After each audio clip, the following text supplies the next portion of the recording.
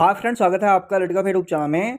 दोस्तों, कई स्टूडेंट्स के कमेंट्स आए हैं कि यूपीपीसीएल जो एग्ज़ाम स्टार्ट है 3 नवंबर से और 17 तक आपका एग्ज़ाम चलेगा। इसमें एडमिट कार्ड के साथ साथ हमें क्या क्या लेकर जाना है, साथ में क्या डॉक्यूमेंट्स होंगे, कितनी फ़ोटो लेके जाना है, क्या क्या लेके जाना है और क्या साथ लेकर नहीं जाना है, क्या किस पे रिस्ट्रिक्शन है। इसको लेकर के कमेंट्स कई दिनों से आ रहे हैं। तो आप लोग कहना चाहूँगा, आप लोग वीडियो को स्किप बिल्कुल मत कीजिए, क्योंकि जो भी इन्फॉर्मेशन होगी बिल्कुल एक आपको अच्छे से देंगे, ठीक है। तो स्किप कर देंगे तो फिर आप कमेंट्स करेंगे ये चीज़ कैसे होगा। तो इसके लिए आप लोग ध्यान से सुनिएगा, जो भी इंस्ट्रक्शन है आपको मैं पूरा बताऊँगा, ठीक है। टॉपिक आपको मैं वो बता दूँगा, वीडियो को आप स्पीड चाहे बढ़ा सकते हैं। देखिए, सबसे पहले ये चीज़ आपको यहाँ पे अपना नेम और यहाँ पे फादर नेम भरना, वो आप लोग को पता ही है, ठीक है। पता, फिर आपको डेट, यहाँ पे प्लेस वो आपको डाल देना है और यहाँ पे आपका लेफ्ट थंब रहेगा, फिर आपका यहाँ पे सिग्नेचर रहेगा, वो आप सभी लोगों को पता है। जो इंस्ट्रक्शन दोस्तों मेन वो आपको बता देता हूँ। क्या इंस्ट्रक्शन में दिया, कॉमन इंस्ट्रक्शन या कि जो इंपॉर्टेंट इंस्ट्रक्शन है। देखिए, यहाँ पे 4-5 इंस्ट्रक्शन बहुत ज़्यादा इंपॉर्टेंट है, बाकी तो हिस्ट्री है, समझिए आप, ठीक है, वो होता है। लेकिन 4-5 जो इंपॉर्टेंट आपको वो बता देता हूँ। देखिए, आपको अपना एडमिट कार्ड लेकर जाना है, एडमिट कार्ड जो आपका ओरिजिनल रहेगा, ठीक है। ध्यान सुनिएगा, एडमिट कार्ड आपको ओरिजिनल लेकर जाना है और उसका एक जीरोक्स, ठीक है, ध्यान सुनिए। एडमिट कार्ड आपको ओरिजिनल एग्जामिनेशन हॉल में लेके जाना है और इसका एक जीरोक्स यानी कि फोटो कॉपी आपको घर पे रख के जाना है, ठीक है। क्योंकि आपको डॉक्यूमेंट वेरिफिकेशन के टाइम आपको उसकी ज़रूरत पड़ेगी। और जैसे आप लोग एडमिट कार्ड डाउनलोड करते टाइम आपको रजिस्ट्रेशन नंबर नहीं याद रहता, यूज़र आईडी आप भूल जाते हैं, पासवर्ड भूल जाते हैं, तो ये चीज़ आप बिल्कुल मत करिए। आप सबको रखिए, क्योंकि आंसर किया जाएगा फिर आपको प्रॉब्लम होगी। नोट डाउन कर लीजिए कहीं पे अपना रोल नंबर जो आपका मिलेगा वहाँ पे, या आपका रजिस्ट्रेशन नंबर है, सब नोट डाउन कर लीजिए, या आप इसका फोटो कॉपी करा के आप जरूर इसको रख लीजिए, ठीक है। पहले चीज़ तो ये, ठीक है। दूसरा, यहाँ पे इन्होंने कहा कि please the bring this admit card in the original with the one recent passport size colour photograph formally pasted on this similar to the uploaded photograph and self attested candidate without photograph pasted on this admit card will be not permitted appear of the examination, ठीक है।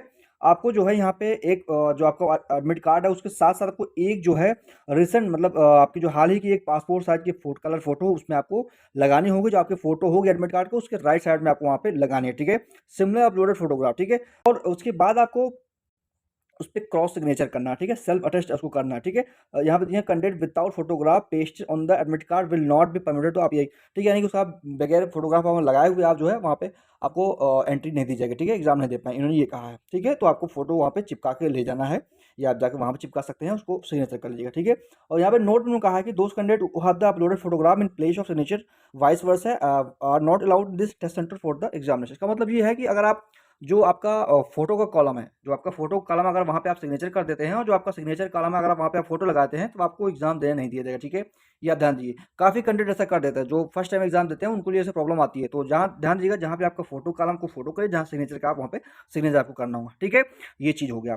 Second दोस्तों, यहाँ पे ये है कि इन्होंने कहा ये कि the candidate must carry the download E admit card day of the examination, the allocated test center of the date of the mentioned above the printed e admit card must the presented verification along with the least original, ठीक है, not photo copy scan copy, ठीक है। तो ये इसका मतलब ये है, देखिए हिस्ट्री बहुत लंबी है, हिस्ट्री नहीं मतलब आपको है, मतलब ये है क्या, मैं आपको साफ साफ बताया तो क्लियरली। आपका जो एडमिट कार्ड रहेगा उसके साथ आपको एक आईडी लेकर जानी, ठीक है। एक आईडी एक रखिए या दो रख लीजिए, ठीक है। एक आप सभी के पास आधार कार्ड सभी लोग के पास होगा, तो आप आधार कार्ड रखिए, ठीक है। आधार कार्ड रखिए, या आपके पास आपका वोटर आईडी होगा, ठीक है। वोटर आईडी, आधार कार्ड, वोटर आईडी दोनों आप लेकर जाइए, ठीक है। वैसे यहाँ पे एक मांगा गया है, लेकिन आप मन गए आप दोनों लेके जाइए, आधार कार्ड और आपका वोटर आईडी, ठीक है। और ठीक है, एक ये ध्यान दीजिएगा। उसके बाद दोस्तों, इसका जो फोटो कॉपी भी आपको लेके जाना, ठीक है। क्योंकि जो आपका नेक्स्ट वाला आएगा इंस्ट्रक्शन, उसमें ये इन्होंने मांगा है कि उसका फोटो कॉपी भी चाहिए, ठीक है। यहाँ पे इन्होंने देखिए कहा है candidate are advise the bring 2 recent passport size photograph and photo copy of the photo identification card in the test centre, ठीक है। यानी कि दोस्तों, जो एक फोटो आपकी वो चिपकाना वहाँ पे, उसके अलावा भी आपको 2 फोटो और लेके जाना है, ठीक है। 2 फोटो आपको और लेके जाना है, कुल आपको 3 फोटो लेकर जाना है, ठीक है। कुल आपको 3 फोटो, एक चिपकेगी, 2 आपको साथ ले जाना है, ठीक। और वो भी कलर फोटो होगी, रिसेंट की होनी चाहिए, ठीक है। और उसके साथ साथ दोस्तों, ये इसमें ये कहा गया है कि आपका जो इन्होंने कहा photograph photo of the photo identification, ठीक है।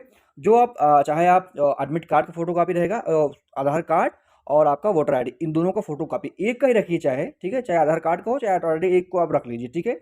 तो ये आप जान लीजिए, फोटो कॉपी भी आपको लेकर जाना है, ठीक है। ये आप ध्यान दीजिएगा। तो ये इंपॉर्टेंट इंस्ट्रक्शन था। और आपको बताता हूँ दोस्तों, यहाँ पे इन कहा कि मान ली किसी की शादी हुई है, ठीक है, किसी का शादी हुई है, तो शादी के टाइम अगर थोड़ा सा या नेम में कुछ प्रॉब्लम है, नेम कुछ कुछ मिस्टेक हो गया है, तो उसके लिए दोस्तों आपको क्या करना है, देखिए यहाँ इन्होंने कहा यहाँ पे in case of the post marriage और change this name of the candidate must bring the original matriculation certificate along with the original identification card. The identity of the candidate will be matched from the post of the provided by the candidate. ठीक है, यानी कि अगर आपकी शादी हुई है, उसमें आपका नेम कुछ चेंज है, या और आपका कुछ किसी वजह से और नेम चेंज है, तो आपको हाई स्कूल की मार्कशीट, ठीक है, 10th की मार्कशीट, और आपको एक और आईडी आपको यहाँ पे लेके जाना है, ठीक है, जिससे आपको वो मैचिंग हो सके। ठीक है, ये चीज़ आप ध्यान दीजिएगा। और इन्होंने ये भी कहा है कि अगर आपका जो है कैंडिडेट चेक द पर्टिकुलर, जो यहाँ पे 4th नंबर का है, 3rd नंबर का है, candidate check particular name, date of birth, category, sub category, photocopy, signature, mention the admit card. तो यहाँ पे आपको name, father name, date of birth, category जो भी आपकी है, सब कैटेगरी जो भी है, जनरल, ओबीसी, एससी, एसटी, जो भी हैं आप जो है कैटेगरी में, सब अपना देख लीजिए, सब कुछ सही है। ठीक है, अगर कुछ उसमें कोई भी दिक्कत है या कोई प्रॉब्लम्स में है, तो आप जो है ये हेल्पलाइन, ठीक है, ईमेल आईडी है और यहाँ पे टोल फ्री नंबर है, इस पर आप कॉल कर सकते हैं। ठीक है, जो कि लगता नहीं है, फ़ोन जल्दी रिसीव नहीं होता। ठीक है, और यहाँ पे 4th नंबर पे इन्होंने कहा कि required to the hand over the administrator room invigilator examination hall candidate to the advice to keep a photocopy of the e admit card. ठीक है, 4 नंबर में उन्होंने वही कहा जो मैंने आपको ऊपर बताया था। ठीक है, आपको एडमिट कार्ड की फोटोकॉपी रखना है, क्योंकि वो आपका जो इन्विजिलेटर होंगे, एग्जामिनर होंगे, वो आपका आपका एडमिट कार्ड ले लेंगे। ठीक है, ये चीज़ आपको ध्यान से देना है। ये आपके इंपॉर्टेंट पॉइंट्स हैं और आपको जो है कि इसको याद रखना है। ठीक है, बाकी बहुत कुछ यहाँ पे जो है दिया गया है।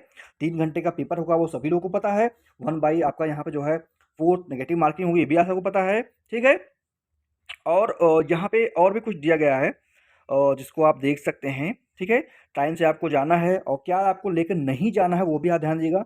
और जो यूज़र आईडी एंड पासवर्ड है, आप वहाँ जब जाएंगे एग्जामिनेशन हॉल में, तो 10 मिनट पहले आपको यहाँ पे यूज़र आईडी एंड पासवर्ड बता दिया जाएगा।